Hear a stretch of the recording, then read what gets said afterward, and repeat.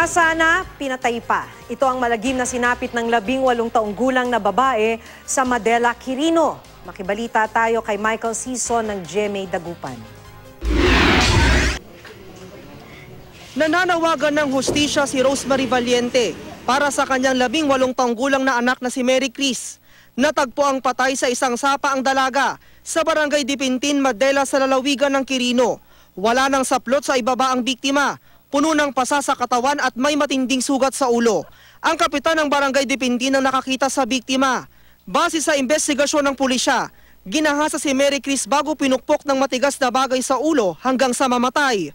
Nakaburol ang labi ng dalaga sa kanilang bahay sa Barangay Osmeña sa Basista, Pangasinan. Ganyan siya ng katarungan, tapos yung gumawa sa kanya, yung binamasa ako, mas masahol pa nangyari sa kanila.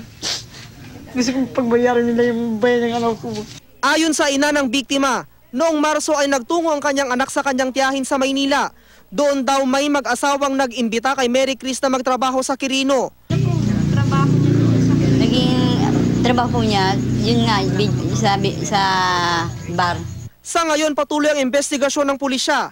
Nagtutulungan na raw ang Basista Police at Madela Police para sa agarang paglutas sa kaso. Michael Sison, Nagbabalita, Pilipinas.